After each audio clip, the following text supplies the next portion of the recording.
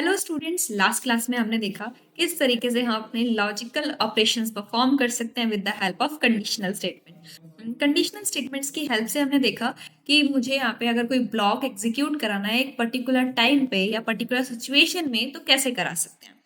तो उसी में हम आगे बढ़ रहे हैं। हमारी जो आज की वीडियो है इसके अंदर हम पढ़ने वाले हैं नेस्टेड इफ। देखिए, नेस्टेड इफ कुछ नया नहीं है। आपने जो इफ एल्स पढ़ा हुआ है वही सारी चीजें हैं, वही हम चीजें यूज कर रहे हैं नेस्टेड इफ के अंदर। नेस्टेड का मतलब होता है कि आप सेम ब्लॉक में अनदर ब्लॉक क्रिएट कर रहे हो, तो वही सेम चीज हम यहाँ पे करने वाले हैं। इफ के अंदर दोबारा से इफ यूज करेंगे या एल्स इफ के अंदर दोबारा से एल्स इफ यूज करेंगे। तो आप इफ में कोई भी एक दूसरी स्टेटमेंट डालते हो तो वो नेस्टेड बन जाता है। तो ये जो डायग्राम दिया हुआ है इसको भी समझेंगे। तो सबसे पहले समझते हैं कि नेस्टेड इफ का यूज केस क्या है। ओके, तो यहाँ पे सपोज आप एक इंटरव्यू के लिए गए, आपने दिया फर्स्ट राउंड, ठीक है। फर्स्ट राउंड आपने क्लियर किया, तभी आप अपने सेकेंड राउंड में गए। तो आपका जो सेकेंड राउंड था वो डिपेंड किस पे करता है, आपके फर्स्ट राउंड के रिजल्ट पे। अगर आपका फर्स्ट राउंड क्लियर होता है तो आप अपने सेकेंड राउंड में जा रहे हो, लेकिन अगर क्लियर नहीं हुआ आपका फर्स्ट राउंड तो आप सेकेंड राउंड में नहीं जाओगे। तो इसी तरीके से नेस्टेड इफ भी है। आपकी दी गई जो पहली कंडीशन है उसका रिजल्ट डिसाइड करेगा कि आप नेक्स्ट कंडीशन पे जाओगे या नहीं जाओगे। अगर पहली कंडीशन ट्रू होती है तो आप सेकंड कंडीशन पे जाओगे। अगर सेकंड कंडीशन ट्रू होती है तो जो भी काम होगा, सपोज सेकंड राउंड आपने क्लियर किया, सपोज आपने सेकंड राउंड क्लियर किया, उसके बाद क्या होगा, आपका सेकेंड राउंड आपने क्लियर किया तो उसके बाद क्या होगी, आपकी ज्वाइनिंग होगी कंपनी में। तो वही यहाँ पे अगर सेकंड कंडीशन ट्रू हो गई तो हम एक काम करेंगे, एक स्टेटमेंट प्रिंट कराएंगे। लेकिन अब सपोज आप सेकेंड राउंड में आ गए और उसे क्लियर नहीं कर पाए, मतलब कंडीशन फॉल्स हो गई, तो यहाँ पे कुछ और भी होगा। तो यहाँ पे हमें दूसरी स्टेटमेंट मिलेगी। अब एक चीज देखते हैं कि अगर मैं फर्स्ट राउंड में ही बाहर हो गई, दैट मीन्स कंडीशन फॉल्स हो गई। कंडीशन फॉल्स हुई इसका मतलब यहाँ पे भी कुछ यहाँ पे एक्शन परफॉर्म होगा, कोई स्टेटमेंट एग्जीक्यूट होगी। तो यहाँ पे कुछ भी हो, हर बार एक स्टेटमेंट जरूर एग्जीक्यूट होगी, कुछ ना कुछ आउटपुट जरूर मिलेगा। अगर आप वहां पे फेल हो जाते हो तो आपको एक्सपीरियंस मिलता है, फेल नहीं होते हो तो आपको जॉब मिल जाती है। तो वही सारी चीजें यहाँ पे भी हो रही है। तो चलिए अब कोड की तरफ चलते हैं और ये जो डायग्राम हमने समझा है इसे इम्प्लीमेंट करते हैं एक एग्जाम्पल के थ्रू। तो मैं आ गई अपने VS कोड में और फटाफट से बना लेते हैं अपनी एक फाइल। तो मैंने यहाँ पे बनाई JS10। तो आज हमारी 10th वीडियो है जावास्क्रिप्ट की। तो यहाँ पे हमने फाइल बनाई। अब मुझे क्या करना है, हमें अब इम्प्लीमेंट करना है नेस्टेड इफ। नेस्टेड इफ को इम्प्लीमेंट करने के लिए जैसे हमने एग्जाम्पल लिया था ऐसे ही एग्जाम्पल लेते हैं। चलिए यहाँ पे आते हैं। तो यहाँ पे बहुत ही सिंपल सा एग्जांपल लेते हैं, नंबर्स का कंपैरिजन करते हैं। कंपैरिजन करके नंबर्स को यहाँ ग्रेटर और स्मॉलेस्ट दिखाते हैं। तो 3 नंबर चाहिए हमें, तो लेट का यूज करके 3 नंबर बना लेते हैं फटाफट से। जरूर नहीं कि लेट ही यूज करो, कॉन्स्ट भी कर सकते हो अगर चेंज नहीं हो रही है वैल्यू। तो चलिए हम एक बार मैं कॉन्स्ट भी कर लेती हूँ। Const a is equal to 10, then const 1 minute, यहाँ पे आओ, const b is equal to 20, const c is equal to 40। चलिए मैंने 3 वेरिएबल्स ले लिए a, b और c। मैं यहाँ पे कंपैरिजन करके इनमें से एक ग्रेटर फाइंड आउट करना चाहूंगी और मुझे यहाँ पे यूज करना है नेस्टेड इफ का। तो चलिए स्टार्ट करते हैं। सबसे पहली कंडीशन हम यहाँ बनाएंगे कि यहाँ मैं एक केस बनाना चाहती हूँ कि जो a है वो b से ग्रेटर है। चलिए मैंने a को कंपेयर कर लिया b से। अब a का कंपेरिजन b से तो हो गया, लेकिन a का कंपेरिजन अभी c से बाकी है। ओके, अगर ऐसा होता है कि a b से ग्रेटर होता है तो हम क्या करेंगे, यहाँ पे एक चीज और करेंगे, if a greater than c। तो हमने यहाँ पे एक कंडीशन और लगा दी कि अगर b से बड़ा है तो आप c से भी चेक करके बता दो कि बड़ा है या नहीं। अगर ऐसा होता है तो हम यहाँ एक मैसेज प्रिंट कराएंगे कि जो a है ना वो ग्रेटर है, a इज ग्रेटर। अगर ऐसी बात है कि वो b से बड़ा है तो आप ये कर दो और यहाँ वैल्यू प्रिंट करा दो। लेकिन मान लो कि अगर यहाँ पे ये कंडीशन हो गई फॉल्स, इसका मतलब a बड़ा नहीं है ना, इसका मतलब a ग्रेटर नहीं है।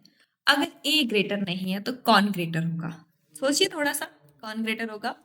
तो अब यहाँ पे देखो, थोड़ा सा लॉजिक देखते हैं कि अगर a ग्रेटर है b से, पहली कंडीशन हमारी ट्रू हुई है, इसका मतलब b छोटा है इसे, ठीक है। लेकिन यहाँ पे हम आए और उसने देखा कि ए को कंपेयर किया सी से और उसने बोल दिया कि ये तो छोटा है, ये तो बड़ा नहीं है। तो इसका मतलब क्या हो गया, सी सबसे बड़ा हुआ। थोड़ा सा समझना है इसको, ये जो वैल्यूज है हमारे पास उसके अकॉर्डिंग मैं आपको समझाती हूँ। 10 है, 20 है, 40 है, ठीक है। 10 10 ग्रेटर देन 20, ये तो यहीं पे फॉल्स हो गया। तो चलिए इन वैल्यूज को ना देखते हुए जो हमारी पहली कंडीशन बनी है उसी पे ध्यान देते हैं। इसको थोड़ा सा रिवर्स करना पड़ेगा उसके अकॉर्डिंग। तो चलिए मैं बना लेती हूँ एक वैल्यू। चलिए मान लेते हैं मेरे पास ना इसकी वैल्यू है यहाँ पे 20, बी की वैल्यू है 10, सी की वैल्यू है 40, ठीक है। अब देखो 20 ग्रेटर देन 10, चलो पहली कंडीशन ट्रू है। फिर हमने कंपेयर किया 20 ग्रेटर देन 40, ये तो फॉल्स हो गई। तो इसका मतलब क्या हुआ, कौन बड़ा हुआ, सी। दिख रहा है हमें कि 40 बड़ा है, तो हम वही लिखेंगे ना, कंसोल डॉट लॉग कौन बड़ा है, सी इज ग्रेटर। सिंपल। ये हमने बात की ए के लिए कि अगर ए दोनों से ग्रेटर होता है तो हम ये प्रिंट कराएंगे। अब हम यहाँ पे आते हैं, अपनी नेक्स्ट कंडीशन बनाते हैं। अब नेक्स्ट कंडीशन कैसे बनाएंगे, अब देखिए अगर मैं कंपैरिजन कर रही हूँ 3 नंबर का, तो यहाँ पे 3 नंबर के लिए तो मुझे 3 तो कंडीशन लगेंगी ना, कम से कम 3 कंडीशन लगने वाले हैं, इसका मतलब एलसिफ यूज होगा। तो चलिए यूज कर लेते हैं एलसिफ का। और अब मैं कंपेयर करूंगी बी को। चलिए मैंने बोला कि बी ग्रेटर है ए से, मैंने ये मान लिया। अगर बी ए से ग्रेटर है तो आप एक काम और कर दो, बी को चेक कर लो कि वो सी से बड़ा हो। चलिए मैंने मान लिया कि वो सी से ही बड़ा है, तो कंसोल में क्या प्रिंट होगा, बी इज ग्रेटर। हाँ तो चलिए कर लेते प्रिंट, बी इज ग्रेटर। लेकिन ये कंडीशन फॉल्स हो गई तो चलिए मान लेते हैं इसके लिए भी कुछ ना कुछ। तो यहाँ पे भी हम कुछ वैल्यूज ले लेते हैं और उसके अकॉर्डिंग सोच लेते हैं कि क्या होगा।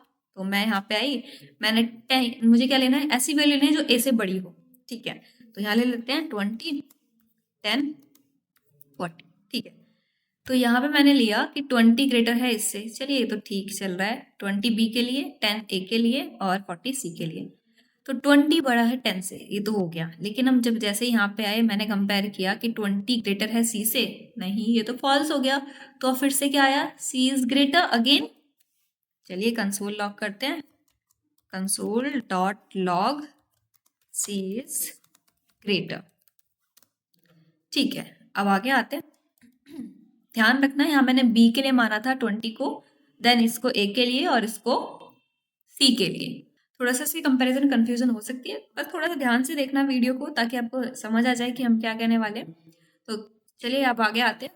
यहाँ पे ये हमने मान लिया कि बी ग्रेटर था तो ये काम होने वाला है। अब बारी है सी की।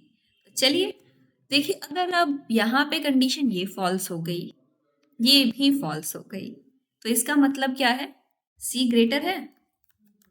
अरे अब देखिए, ए भी नहीं है ग्रेटर, बी भी नहीं है ग्रेटर, तो कौन हुआ, सी हुआ ना। चलिए मान लेते हैं कि सी ग्रेटर है, ठीक है। ये तो मान लिया कि सी ग्रेटर है, लेकिन बाकी की वैल्यू भी तो है, उससे भी तो कंपेयर करना है। तो चलिए एक काम करते हैं, पहले आपको इफ एल सिप लगा के बता देते हैं कैसे होगा। तो मैंने यहाँ पे कंपेयर किया कि सी ना यहाँ पे ग्रेटर है, किससे ग्रेटर है ये भी तो पता करना पड़ेगा। चलिए मान लेते हैं किससे ग्रेटर है, मैंने बोला कि बी से ग्रेटर है, या ए से ही कर लेते हैं, सबको ए से कंपेयर करते हुए आ रहे हैं कि सी ए से बड़ा है। उसी के साथ में अब मुझे कंपेयर करना है कि सी ना बी से भी बड़ा हो। अगर ऐसी ही बात है तो कंसोल में हम प्रिंट करा देंगे कि जो सी है ना वो बड़ा है, ठीक है। लेकिन अगर ऐसा नहीं हुआ कि सी बी से भी बड़ा हुआ, तो क्या होगा, सी ए से तो बड़ा निकला था लेकिन बी से बड़ा नहीं निकला, तो क्या होगा, बी बड़ा हुआ ना। तो चलिए प्रिंट करा लेते हैं, मैंने बोला कंसोल डॉट लॉग और उसमें प्रिंट करा दो बी इज ग्रेटर। कोट्स में ध्यान रखना कि हमेशा मैसेज कोट्स में होने चाहिए, बी इज ग्रेटर। तो यहाँ पे हमने अपने सारे मैसेजेस प्रिंट करा दिए। फटाफट से रन करके देखें। अब ये देखो, मैंने इफ के अंदर इफ यूज किया है, देन एल्स इफ के अंदर else if use, sorry else if के अंदर इफ एल्स यूज किया, ये हमने यहाँ पे भी किया है। तो चलिए अब प्रिंट करा लेते हैं, क्या देखते हैं, टर्मिनल चलते हैं। अब आउटपुट भी देख लेते हैं कि हमने सही कोड लिखा है या नहीं लिखा। तो आउटपुट कैसे आएगा, नोड लिखना है, फाइल का नेम लिखना है, फाइल का नेम है js10.js, एंटर हिट किया और मुझे क्या मिला, सी इज ग्रेटर। ओके, इसके अकॉर्डिंग सी इज ग्रेटर, ठीक है, सही चल रहा है। अब एक काम करें, वैल्यू स्वैप करते हैं। मैंने यहाँ 30 डाल दिया और यहाँ 60 डाल दिया। अब कौन ग्रेटर है? बी ग्रेटर है। तो चलिए दोबारा से रन करते हैं।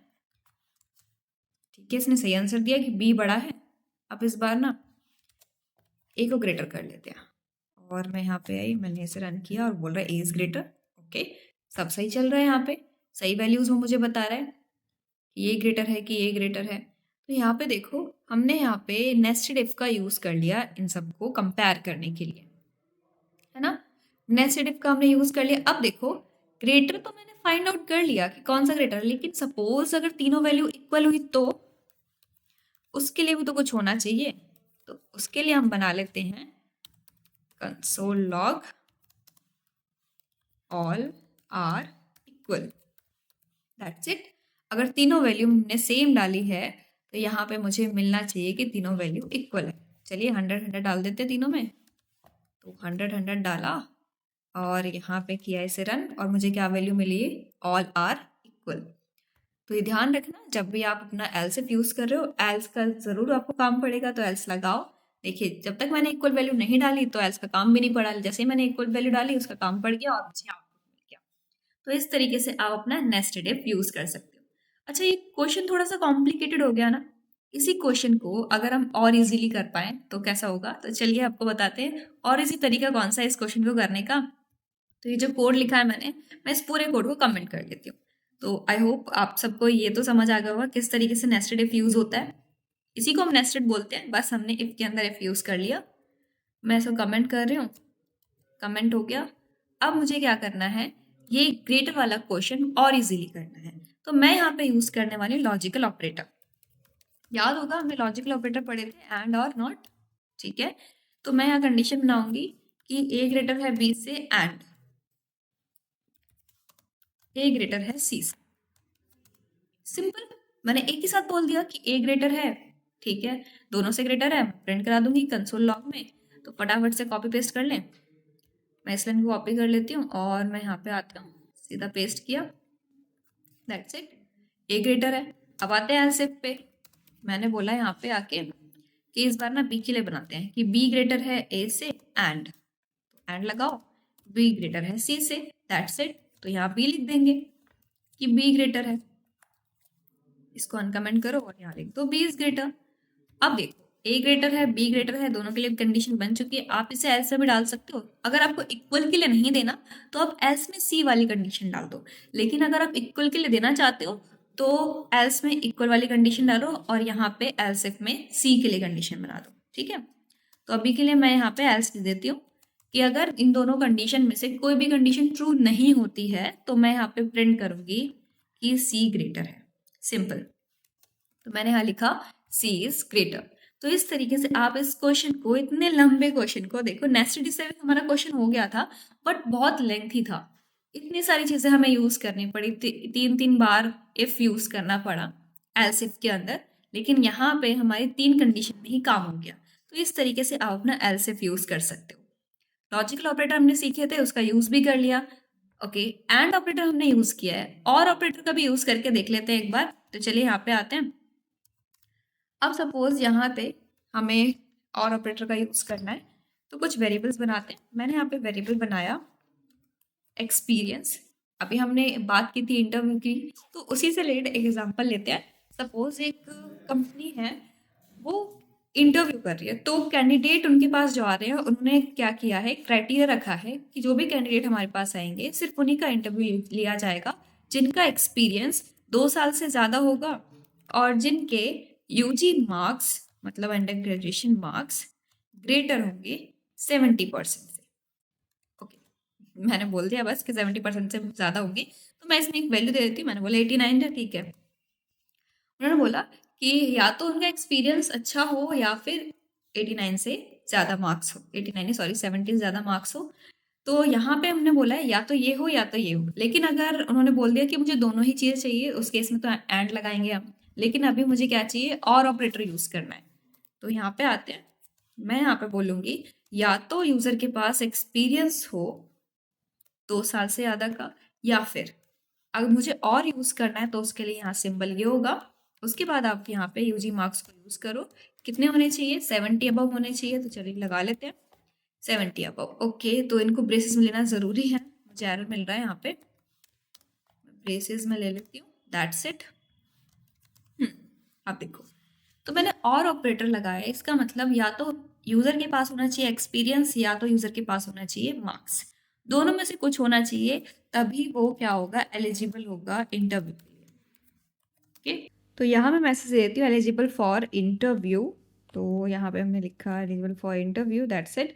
बट अगर यूज़र के पास ना ही मार्क्स हुए ना ही एक्सपीरियंस हुआ तो हम क्या करेंगे, तो हम मैसेज प्रिंट कराएंगे नॉट एलिजिबल फॉर इंटरव्यू। तो कंसोल लॉक करते हैं और यहाँ मैसेज देते हैं not eligible for interview. Okay, eligible की स्पेलिंग गलत हो गई, उसे ठीक कर लेंगे अभी।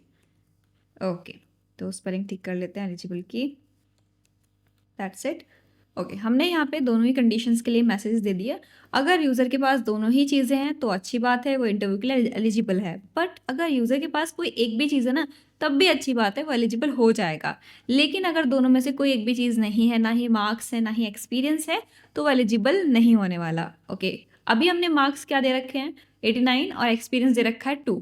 तो दैट मीन्स यहाँ पे मेरी दोनों ही कंडीशन हो जाएंगी सेटिस्फाइड, एंड देन उसके बाद मुझे क्या मिलेगा, एलिजिबल फॉर इंटरव्यू। रन करें, तो आते हैं यहाँ पे, कमांड रन करते हैं और मुझे यहाँ पे मैसेज मिला एलिजिबल फॉर इंटरव्यू। ओके, अब यहाँ पे हम आते हैं और एक्सपीरियंस को कर देते हैं चेंज। तो एक्सपीरियंस मैंने बोला कि 1 ईयर का एक्सपीरियंस था। अब देखो 1 ईयर का एक्सपीरियंस है, दैट मीन्स आपकी जो पहली कंडीशन है वो हो जाएगी फॉल्स। पहली कंडीशन फॉल्स।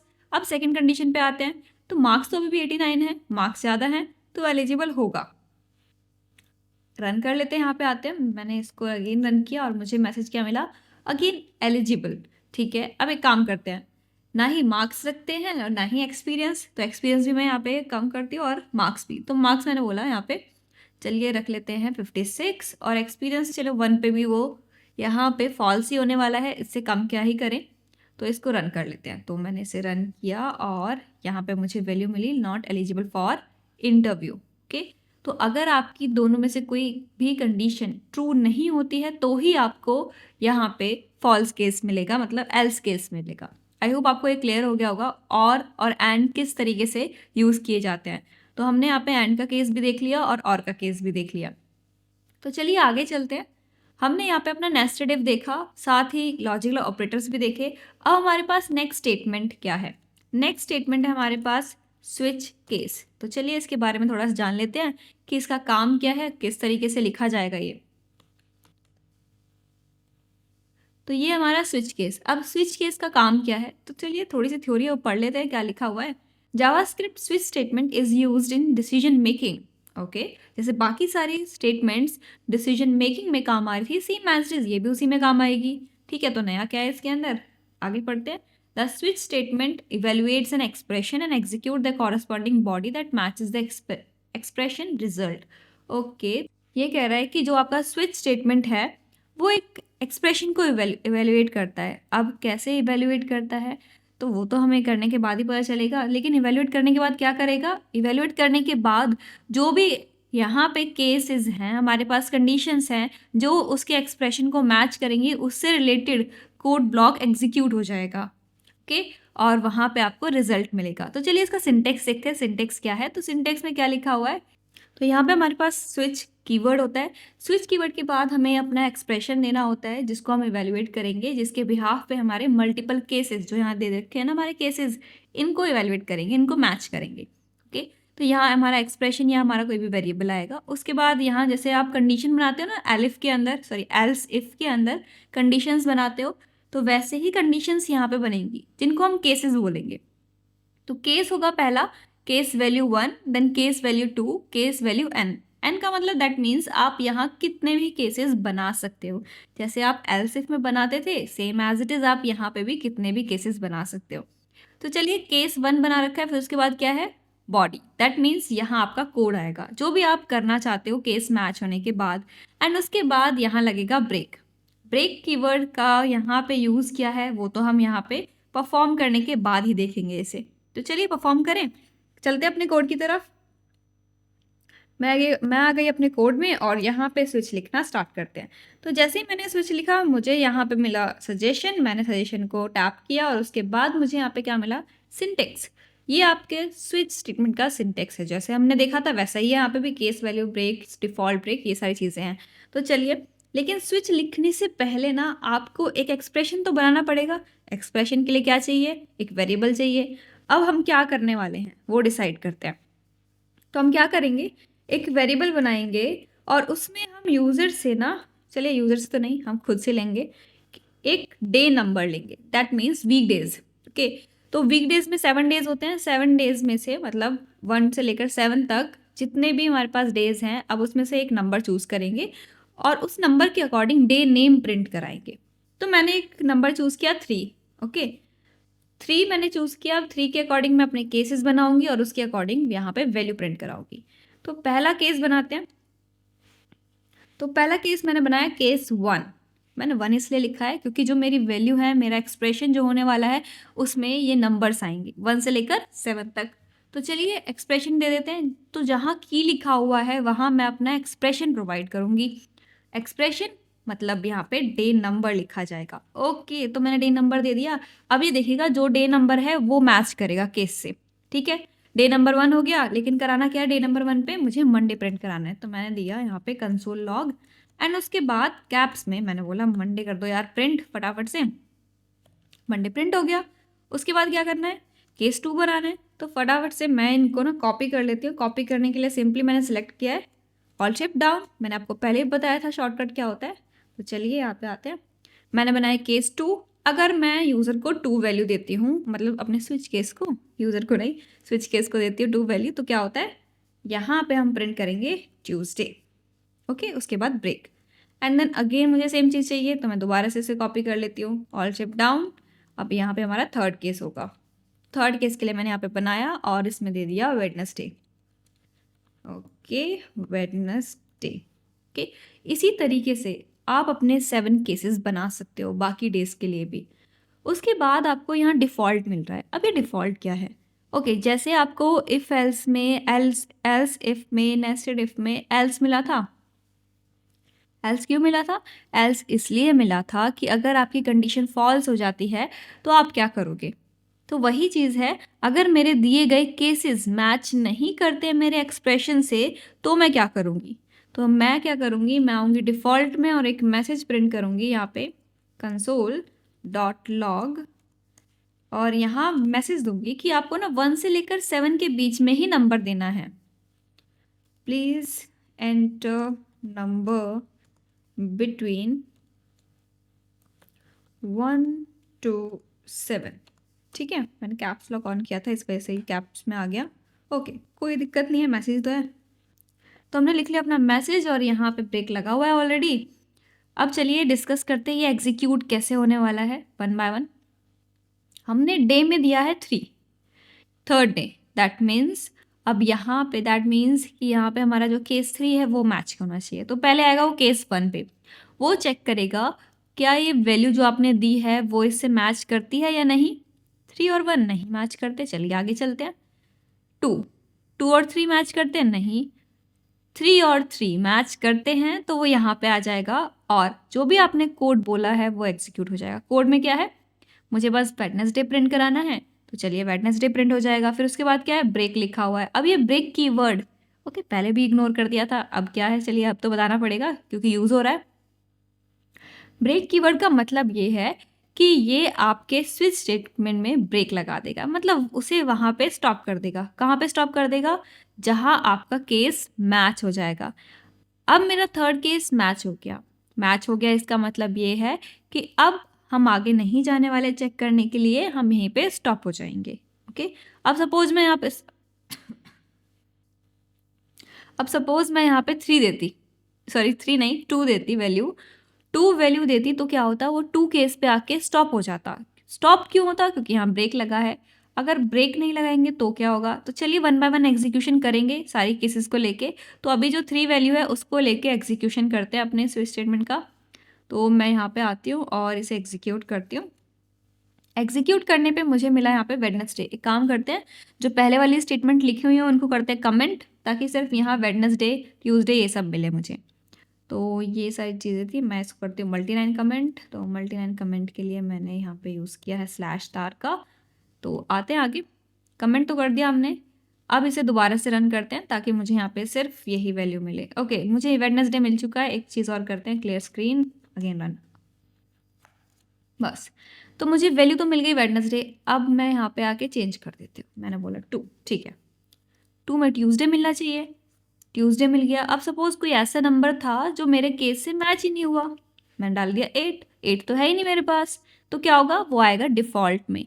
डिफ़ॉल्ट में जो मैसेज है वो प्रिंट हो जाएगा।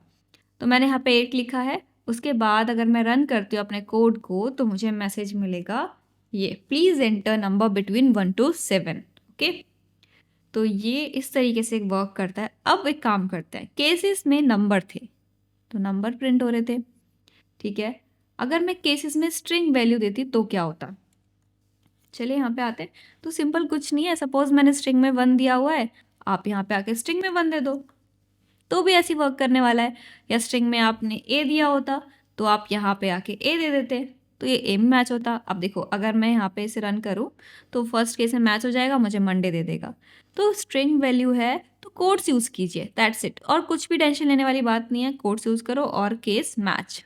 ओके, अब यहाँ पे हम ब्रेक की बात कर रहे थे तो ब्रेक को भी समझ लेते हैं। तो ये तो मैंने आपको बता दिया कि ये स्टॉप कैसे हो रहा है, ब्रेक की वजह से हो रहा है। लेकिन अगर मैं ब्रेक ना लगाऊं, सपोज मैं ब्रेक नहीं लगा रही, मैंने कमेंट कर दिया इसे और मैंने यहाँ पे भी आके कमेंट कर दिया और यहाँ पे भी कर दिया, तो होगा क्या, जैसे ही आपका केस मैच होता है वो वहाँ से लेकर सारी स्टेटमेंट्स जो भी आपने दी हैं उन सबको एग्जीक्यूट कर देगा। अब देखो, ए है तो ए केस मैच हो जाएगा, उसके बाद मेरे पास 2 केसेस और हैं, दैट मीन्स मंडे से लेकर वेडनेसडे तक तीनों वैल्यू प्रिंट हो जाएंगी।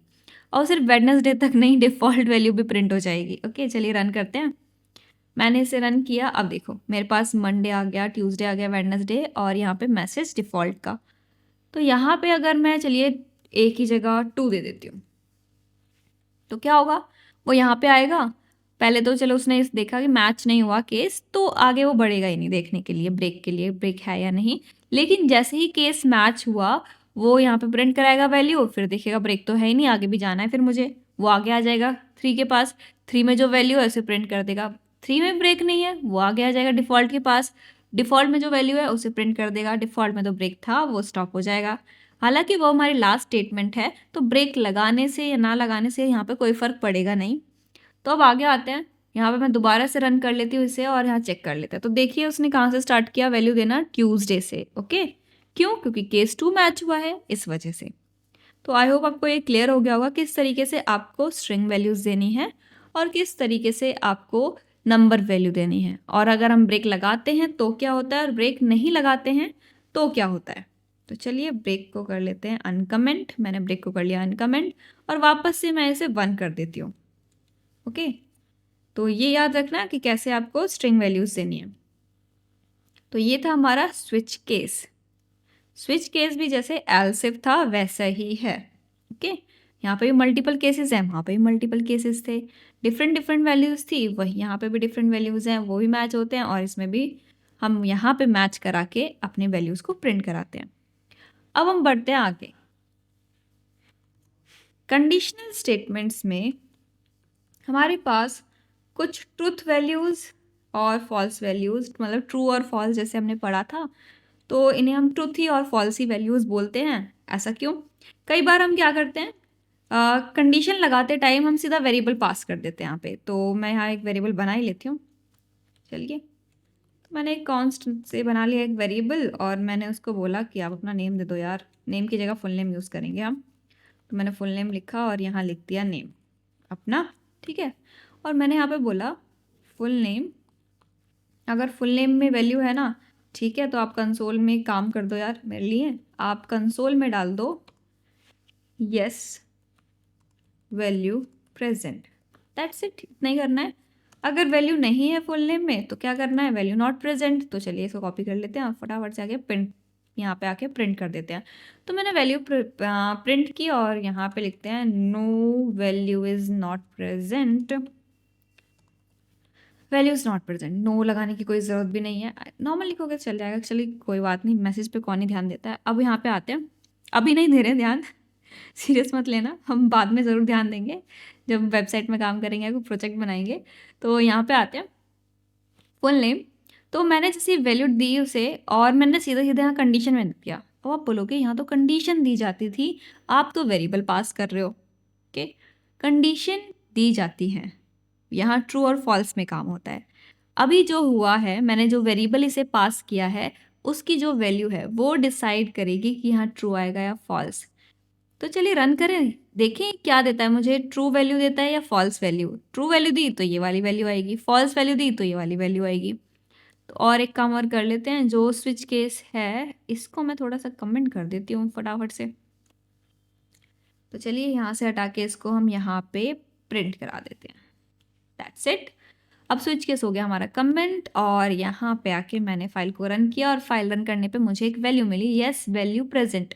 ओ ये तो थोड़ा सा अजीब है, वैल्यू इज प्रेजेंट लिखना था मुझे, मैंने लिख दिया। ओके अगेन रन कर लेते हैं, तो पहले तो मैं CLS कर लेती हूँ। ओके रन किया मैंने यहाँ पे आके, और यहाँ पे मुझे वैल्यू मिली, value is present. That means जो मैंने वेरिएबल पास किया फुल नेम, उसमें उसने यहाँ पे देखा कि वैल्यू प्रेजेंट है तो उसने उसे ट्रू मान लिया। ट्रू कैसे मान लिया, देखिए जब भी आपके वेरिएबल में वैल्यू प्रेजेंट है तो जावास्क्रिप्ट उसे ट्रू मान लेता है।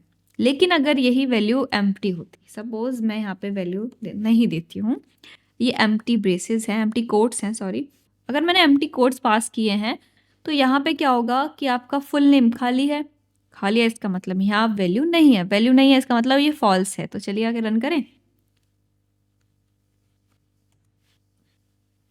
रन करने पे मुझे यहाँ पे क्या मिला है, उसने बोला कि वैल्यू प्रेजेंट नहीं है। ओके तो ये तो हमने देख लिया कि वैल्यू जब होगी तो वो बोलेगा प्रेजेंट है, इसका मतलब ट्रू है। वैल्यू नहीं है तो इसका मतलब यहाँ पे बोलेगा कि ये यहाँ पे वैल्यू प्रेजेंट नहीं है। अब हम एक चीज़ और देखते हैं, हमने एम्प्टी स्ट्रिंग और यहाँ पे वैल्यू के साथ भी देख ली स्ट्रिंग, लेकिन अगर यहाँ पे मैं कुछ और पास करूँ स्ट्रिंग की जगह, चलिए मैंने स्ट्रिंग को हटाया, मैं नंबर पास कर देती हूँ। तो 0 और 1 का तो आप सबको पता ही है कि 0 का मतलब होता है फॉल्स, 1 का मतलब होता है ट्रू। 1 दिया इसका मतलब ट्रू है, ट्रू वैल्यू है, दैट मीन्स यहाँ आना चाहिए वैल्यू इज प्रेजेंट। लेकिन अगर मैं 0 देती हूँ यहाँ पे वैल्यू, तो इसका मतलब क्या होता है कि वैल्यू प्रेजेंट नहीं है। ठीक है, ये तो हमें पता ही था कि ये होने वाला है, लेकिन अगर यहाँ पे स्ट्रिंग आपने दिया और स्ट्रिंग के अंदर नंबर डाला तब भी ये बोलेगा ट्रू है। तो ये ध्यान रखना, कोट्स में कुछ भी आ जाए तो ट्रू हो जाएगा ये। चलिए नंबर पे तो ये ट्रू देगा, लेकिन क्या अब ये ट्रू देगा, मैंने कोट्स में स्पेस दे दिया। रन करें, देखते हैं ट्रू देता है या फॉल्स। तो मैंने इसे रन किया तो इसने मुझे values present the, that means ये इसे ट्रू मान रहा है।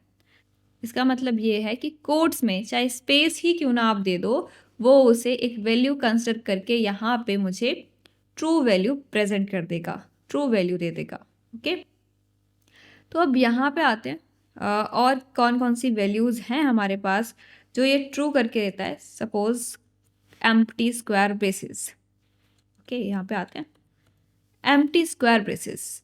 बेसिकली इन ब्रेसेस को हम एरे के लिए यूज़ करते हैं, पढ़ेंगे एरे क्या होता है अच्छे से पढ़ेंगे, इनको हम एरे के लिए यूज़ करते हैं, इन्हें एरे बोलते हैं। ठीक है, तो जब मैंने इसे एम्प्टी ब्रेसेस दिए तो यहाँ पे इसका मतलब ये है कि फुल नेम के अंदर एक एम्प्टी एरे है।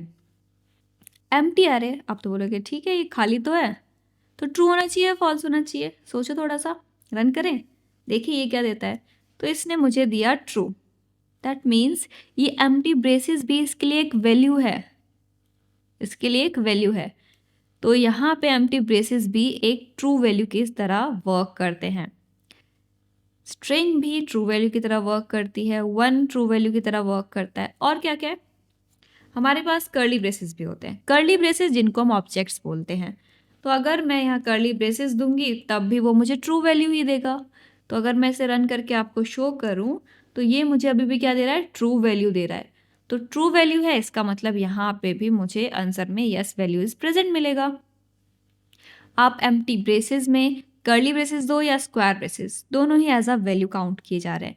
लेकिन अगर फॉल्स हो तो क्या होगा, तो चलिए यहाँ पे देखते हैं फॉल्स में क्या क्या होगा। तो ये तो मैंने देख लिया कि 0 पे डालूंगी तब फॉल्स वैल्यू आएगी, मैं एम्प्टी स्ट्रिंग डालूंगी तब मुझे फॉल्स वैल्यू मिलेगी। और कब कब मिलने वाली है, तो यहाँ पे जब आप NaN डालते हो, मतलब नॉट अ नंबर, NaN, ये नॉट अ नंबर के लिए होता है। हमने देखा भी था जब हमने डेटा टाइप पढ़े थे कि NaN आता है कब आता है, जब आप डेटा टाइप नहीं सॉरी टाइप कन्वर्जन पढ़ा था, कि जब हमने कन्वर्ट किया था अपनी स्ट्रिंग को नंबर में, तो उस टाइम पे NaN आया था एक टाइम पे आके। तो NaN रिप्रेजेंट करता है नॉट अ नंबर को, तो यहाँ पे नॉट अ नंबर भी एक फॉल्स वैल्यू कहलाएगी। तो चलिए देखें, यहाँ पे मैंने दिया NaN, ओके, ये कीवर्ड है तो इसलिए मैं एज इट इज़ लिख पा रही हूँ इसे। तो अब ये क्या बोल रहा है कि वैल्यू प्रेजेंट नहीं है, मतलब इसके लिए ये क्या है, एक फॉल्स वैल्यू।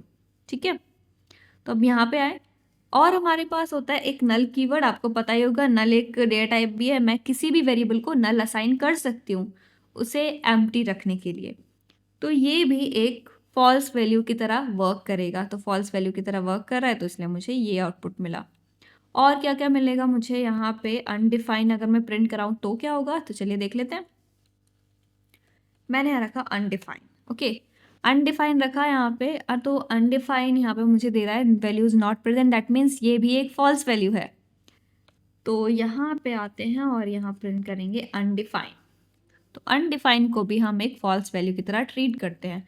तो ये थी हमारी ट्रूथी एंड फॉल्सी वैल्यूज़। यहाँ पे हमने ये समझा कि कौन सी वैल्यू को हम ट्रू बोल सकते हैं, कौन सी वैल्यू को फॉल्स बोल सकते हैं।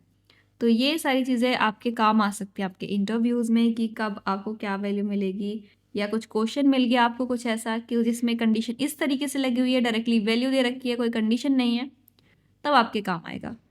तो आज हमने क्या क्या सीखा, नेस्टेड इफ़ सीखा, यहाँ पे देखा नेस्टेड इफ़ की हेल्प से हमने किस तरीके से क्वेश्चन सॉल्व किया। उसके बाद हमने यहाँ पे देखा किस तरीके से लॉजिकल ऑपरेटर अप्लाई किए जाते हैं, और सेम क्वेश्चन को हमने शॉर्ट तरीके से करके देखा। उसके बाद हमने एक स्विच केस सीखा, हमारी last conditional statement switch case, और स्विच केस किस तरीके से अप्लाई होता है वो भी हमने यहाँ पे सीख लिया अच्छी तरीके से। साथ में हमने एक लास्ट में चीज़ देखी, truthy and falsies values. Okay, I hope आपको ये सेशन क्लियर हो गया होगा किस तरीके से हम अपनी कंडीशनल स्टेटमेंट्स को यूज़ करते हैं और उनको अप्लाई करते हैं। तो प्रैक्टिस करना है इन सब की, तभी आपको अच्छे से समझ आएगा कि ये सारी चीज़ें कैसे अप्लाई होंगी। आज के लिए बस इतना ही, मिलते हैं अपनी नेक्स्ट वीडियो में, तब तक के लिए keep practising and keep exploring.